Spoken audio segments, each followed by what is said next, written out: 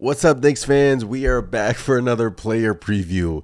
Just in case you guys thought that we were done with the player previews, we thought we were done with the player previews, but the New York Knicks said, hold my beer. Obviously, they made a major splash trading Julius Randle and Dante DiVincenzo. Those player previews are already done, locked in the chamber, whatever. But now we're moving on to Karl-Anthony Towns, and I'm excited to talk about Cat today in his 2024-2025 Knicks player preview.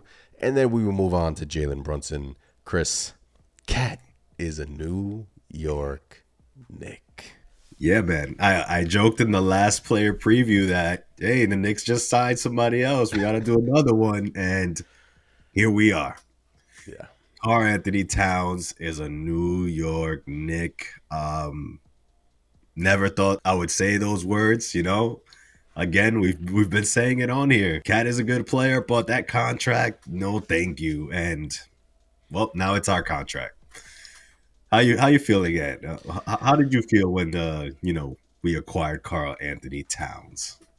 A lot of emotions were going through my mind. Obviously, he's been in training camp now for the New York Knicks, and 28 years old, number one pick in 2015, has been touted by this organization, especially Leon Rose, since Leon Rose has been with the New York Knicks, and it's done. Cat is a Knick, and I'm starting to warm up to it. I'm excited. I'm really excited to watch him mesh with the guys during the preseason, watch him mesh with Jalen Brunson, OG Anunoby, Mikal Bridges. I'm just excited for, all in all, a new season of Knicks basketball. And, this was a major surprise. I'm not going to lie to you, but, here we are today, and he's a great player, Chris. I mean, Karl-Anthony Towns is no slouch. He is probably the best shooting big in the league. He's a 7-foot big, 6'11", 7 foot, depending on where you look. But look, what I love about Towns, Chris, is that he has grown. As his time as when he was younger, Chris, in the league, his shooting kind of grew as his game grew. Because when he was in Kentucky, he never really was this, elite shooter. And now fast forward to him being in the league a few more years, and now he is, an elite 41% three-point shooter in the NBA. I just love that his game has been growing throughout his entire NBA career. Tom Thibodeau was his head coach. They had a riffraff back in Minnesota. They claim that it's over with. Now he's with the Knicks again, full circle. So I just love that he's continuing to improve, Chris, and, he's a star. And the Knicks, they got their other star in Karl-Anthony Towns, and they paired him with Jalen Brunson. Yeah. I'm excited. Yeah. And that's really what it boils down to, in my opinion. Obviously I was upset. I wanted to see how the Knicks would do with Julius and Dante on this team. And yeah, we're recording this, on October 5th. So I'm sure many Knicks fans tuned into that Wolves preseason matchup and saw Dante light it up. Well, he went 4 for 4, but you saw exactly the Dante we had here, and it hurts, right? It hurts, but I think we'll be okay. Look, for all the things you mentioned, Cat is an all-star. He's a tremendous talent. He can stretch the floor for being a big, at his size. And look, getting 41% from 3 out of your 5 spot, because it does seem like the Knicks, are saying they want Cat to play the 5. So getting that type of production out of the 5 spot is something we have not had for a very long time. And I think that in conjunction with Jalen Brunson, Mikal Bridges, OG Anunoby is just going to transform this team and the type of offense that we're going to run. I think it's a win-win for both teams, this Cat trade. But Cat is definitely going to unlock a different dimension to this squad. He is. And, a lot, we've been talking about, his shooting ability, 41% three-point shooter, one of the best big man shooters in the league, Chris. But I feel like we've been kind of getting caught up in the three-point shooting, and for good reason. We should be, right? But that's not right. Cat is also a good back-to-the-basket kind of player. He's good in the low post. He's crafty down there. He's now, at times, does he kind of fall in love with his 3? That's kind of been his, That's kind of been, when the outsiders see Cat's game, they kind of want him to bang more, want him to go down low, want him to post up more because he kind of can fall in love with just shooting threes. And I feel like now with the New York Knicks, obviously we're gonna, absolutely love his shooting, but he is an underrated back to the basket type of player, and he can do it. He is strong. He is lengthy. He is super talented. He's just a super talented player. And this type of player on this team, paired with, obviously with Brunson and McKell and OG and Hart, I'm just truly excited to watch the things to come, and I'm sure the front office is as well, and that's why they made this move. But so he's an underrated back to the basket type of player. He can bang. His post up game, I think, is underrated, and I think he needs to do that more this year. I feel like the Knicks need that kind of. Julius Randle loved doing that when his time in his time in New York, and he is an underrated passer as well. So these are the things that I would like to see from Cat this year, Chris. So I feel like we kind of get caught up in the 3-point shooting, and like I said, for good reason. But Yeah. Cat can also do many things on offense. He can also hurt, the opposing defense in many different ways. He is that talented, and that's what I'm excited to watch. The back to the basket type of stuff, the post up moves, the lobs. He's an underrated passer. So those are the things that I'm excited to watch from Cat. And but yeah, Yeah, yeah, yeah, well said. He definitely falls in love with that three ball, and that's why a lot of us are focused on it. To be honest, but yeah, he definitely has a post game, and I actually think that's another thing that we had a little bit of a post game when it came to iHeart. If you want to call the push floater, a post game, a post move per se, but yeah, Cat can actually back down a big in the post. He can actually hit a turnaround jumper. He has a lot of tools. He has a lot of tools. I mean, he's an undeniable talent at his position. So whether it's the inside out game, he has it all covered. So again, it makes this is why the Knicks went out and made this type of a trade. We were obviously hurting for a center, and Cat not only that, but a five that can stretch the floor, and Cat just checks all the boxes. And he's pretty damn good defensively too. Is he an elite defender? I don't know if you can call him an elite defender, but he can get you blocks. He's able to get you some steals, other bigs. And another thing he does well is he draws a lot of fouls too. I think he gets like to the line at a good clip, probably like yes, six yeah. six a game. So Cat is you know, I was torn about it initially, but just like you, I'm warming up to it more and more the more I dive into what he's about. Yeah, so I know you have been kind of like on the fence about this deal. A lot of Knicks fans have been as well. Obviously, watching Dante's first preseason game, and it is a preseason game, but we know what Dante can bring to any NBA team, and the Knicks are going to miss Dante DiVincenzo's catch and shoot stuff. But do you think Cat can kind of fall into that? You think they're going to use him like they use Hartenstein, because they can kind of use him as that passer. He can pass like as a Hartenstein. A Yeah. lot of backdoor stuff, no look stuff. Him and Gobert actually formed kind of like a chemistry or the past couple of years that I think will carry over when Mitchell Robinson comes back. A lot of Cat's passes. He's an underrated, passer when it comes to him and Gobert used to like have a lot of lobs to each other. Yeah. So I feel like the Knicks can kind of build off of that as well. Do you feel like they're going to use him in kind of like the R role, but with the shooting? I think so, and I think that's what's gonna be so good about it. Yeah, Just watching Cat in Minnesota throwing lobs to Gobert, finding him on a cut. When the defense is locked in on him, things like that. I could see being replicated with Mitch or another big for that matter, or somebody like Precious. I think Cat being able to shoot the ball is huge in that scenario because now, instead of having iHeart there, who's, can't really take the jump shot, but just does a little floater, or, you can run that same action maybe a little bit further from the hoop.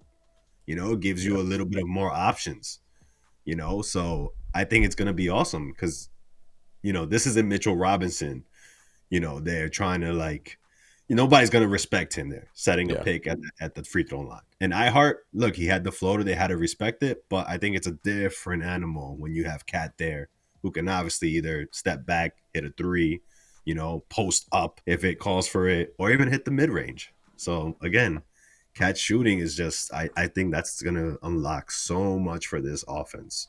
An offense that, even without Cat, I think is pretty damn good as is. Yeah, I do too. And look, Cat, the scoring hasn't. I mean, he's over 20 points a game every single season in his career, but his rookie year when he won rookie of the year, 18 points, 10 rebounds. The rebounding numbers can kind of need improvement. I mean, 21 points per game last year, only 8 rebounds a game, but he was with Rudy Gobert. Rudy Gobert was pretty much gobbling up the rebounds. So I guess if you want to call like, because the thing about Randall was he was such a good rebounder for his position and Yeah. for his size. I mean, he's like 6'9", 6'8". He was such a good rebounder because he was kind of he played bully ball down there. I mean, he was strong, goes off for the rebounds, with tough sense of toughness. So the Knicks have kind of talked about that in training camp with OG Anunoby and Tom Thibodeau and Karl-Anthony Towns. And OG Anunoby would probably have to rebound more, but that's something I would like to watch is the rebounding numbers, Chris. I want to see if the Knicks can be that elite rebounding team again, especially on the offensive side, because Yeah. Isaiah Hartenstein was an offensive guru in terms of offensive rebounds, and Mitchell Robinson was as well. I want to see if that's still there with Karl-Anthony Towns. So that's something to watch too. Yeah, Yeah, that's definitely a part of, the Knicks DNA. It was just the grit, the hustle, not only getting those defensive rebounds, but getting those second chance opportunities yeah, that came from iHeart and Mitchell Robinson. So obviously to start this year, obviously not gonna have Mitch, but now have Cat, missing iHeart, you know, that is gonna be huge in my opinion. What will the Knicks do on the defensive end when it comes to rebounding as well as the offensive end? Do we see something change there? Maybe the Knicks just run back rather than crash boards. But that's gonna be interesting, man. That's gonna be interesting. I'm trying to look up real quick to see what are Cat's offensive rebounds numbers. I'm not thinking they're pretty high, but that's going to be a spot to watch in my opinion, where I think that's going to be one of the areas where we're going to drop. We're probably not going to be the top or the yeah, best offensive rebounding team. Maybe middle of the pack if anything. yeah. And which is why I feel like that's why Tom Thibodeau has been, that's why Josh Hart is mainly going to be in the starting lineup, because he's just a menace on the defensive boards and offensive rebounding as well. You kind of need some type of replacement for, I'm not calling it like a apples to apples replacement, but Josh Hart in there to kind of grab those loose balls and those offensive rebounds that we're going to miss now that Mitchell Robinson's gone for until January. Isaiah Hartenstein's no longer a Knick, and Julius Randle was a good rebounding forward for his size. So, do you think when Mitchell Robinson comes back, while you look up those numbers, do you think that the Knicks will start Mitchell Robinson alongside Karl-Anthony Towns? Because I've been kind of like trying to think about this, and I'm not sure which side I kind of lie on. Part of me wants to see him start with Mitchell Robinson because of his chemistry with Rudy Gobert that we saw in Utah. Part of me wants him to be the 5 and start alongside OG, because when you start Robinson, a lot of people have been talking about our depth that pushes Josh Hart back to the bench. Then you have Josh Hart coming in off the bench, kind of gives us a deeper team in that aspect. I've been kind of going back and forth in my head about that. I'm not sold on what I would like to do personally, but what are your thoughts about that? Yeah, I guess it depends on how it looks early on with Cat at the 5, right? Yeah, I know early on in Cat's career, he was kind of resisting playing the 5, didn't really want to play the 5, and obviously he ended up playing the 4 in Minnesota over time, and then paired up with Rudy Gobert as of recently. Looked bad at first, but they made it work, right? yeah, Do I see them having that same type of success with Mitch? I can see it. Obviously, Mitch is kind of in the same mode as a Rudy Gobert, so obviously, yeah, I do see that. I do see that working, but I just think the more and more I think about it, having Josh Hart in the lineup, having Towns at the 5 just makes a ton of sense. It just makes a ton of sense because you don't really need each guy in that starting lineup to score. You have Jalen Brunson, Mikal Bridges, OG Anunoby, Karl-Anthony Towns. Those are the guys that can get you the buckets.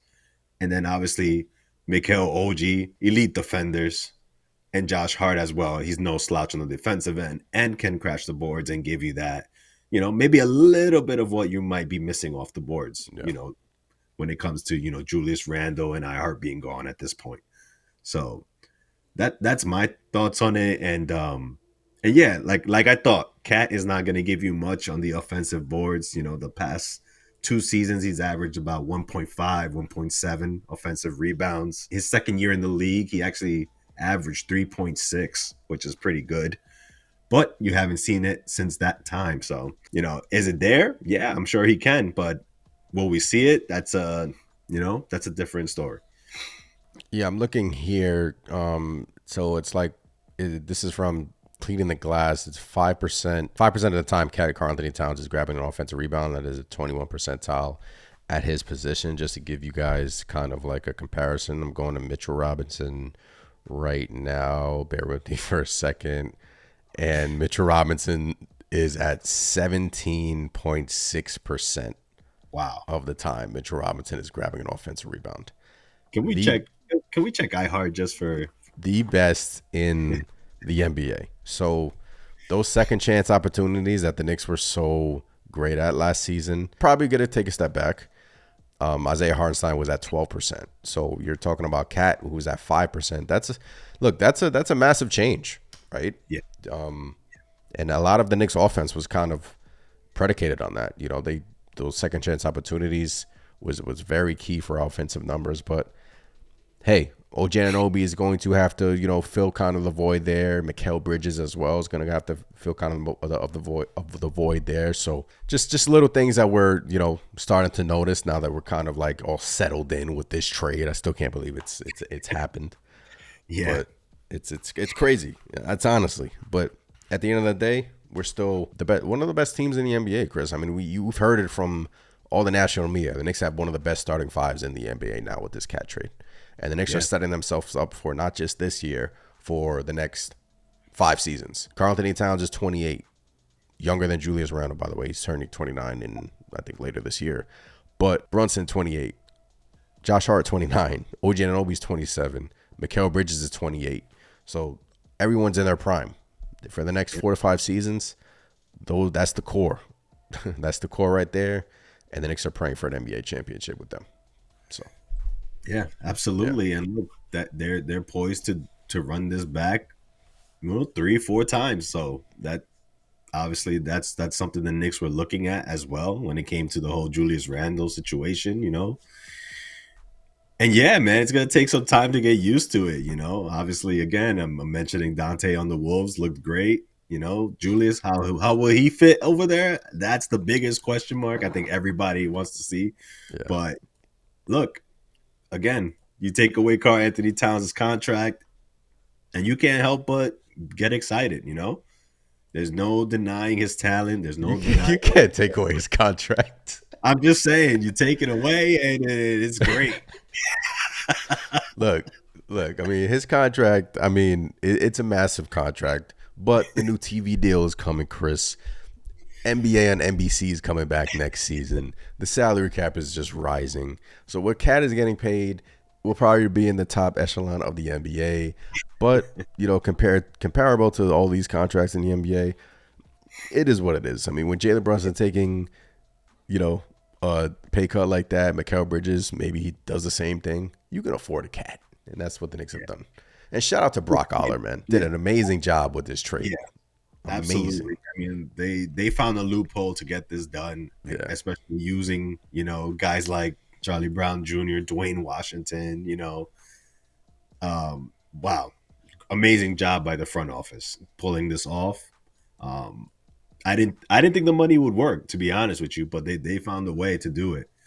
And look, Karl-Anthony Towns is a tremendous talent, all-star. To get a player of his caliber at the 5 spot, It's you got to pay a little bit of a premium, in my opinion, and that's what it is.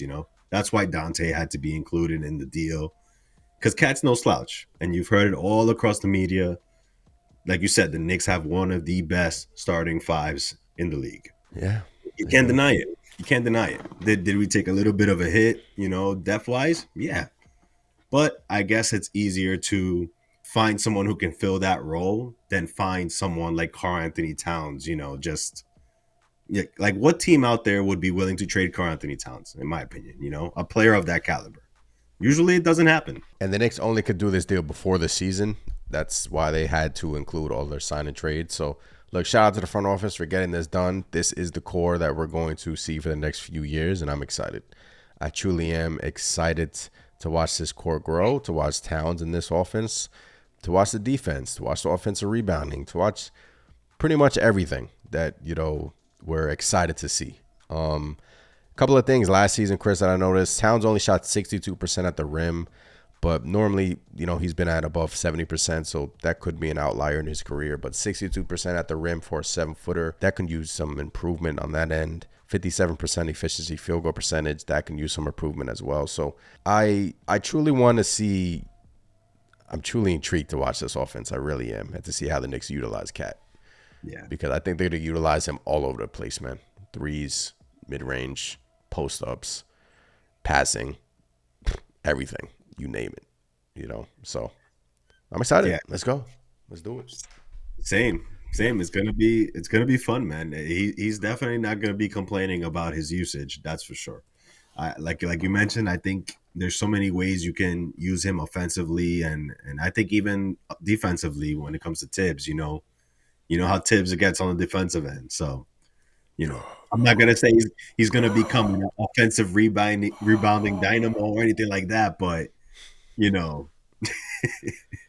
it could be part of Tibbs' systems, that just allows us to get offensive boards due to the positioning. So Yeah, let's could see, be. man, because iHeart came in here and became a force on the offensive boards. Is It's the that magic. a coincidence, or is that maybe Magic. some Tibbs and Nick's coaching magic there? So let's see what happens, but it is going to be fun watching this team. It's the magic within MSG. All right, bold predictions for Karl-Anthony Towns this season, Chris. What we got? I say I won't say he's going to be an all-star. That's just not even bold, but That's a given. dare I say Karl-Anthony Towns becomes an all NBA defensive player Ooh, under Tom Thibodeau again. Not again, but under Tom Thibodeau. I like it. I like it. Since we've been talking about rebounds, I think Karl-Anthony Towns will average the most rebounds in his entire NBA career with the New York Knicks. All right. Well, I'll take I mean, it's like that. it's not that bold, but we've I think been since we've been talking about the rebounding, I was like, well, why not? You know, so I think mine was over the top bold, but I'm locking it in. but hey, we're excited. I mean, look, so to give you guys kind of like the behind the scenes look, we already recorded the Jalen Brunson player preview, but Yeah. we thought to kind of scratch that because it was ready to go. I was about to post it on YouTube, ready to go, ready to rock. But we talked a lot about Brunson and Julius Randle, so another Jalen Brunson preview is coming on the way after the Cat one. So Cat preview is in the books. Brunson is next, and then the previews are finito, right? Hopefully. Hopefully. I'm not gonna even say it again. Hopefully, this is what we got. Look, man, appreciate every single one of you tuning in. This has been fun. Excited to watch this new Knicks season with this new Knicks team. And the live streams are back every Sunday at 9 p.m. We are live talking about the New York Knicks. Alrighty, I'm Anthony from Knicks Nation. I'm Chris. Catch you guys next time. Peace. Peace.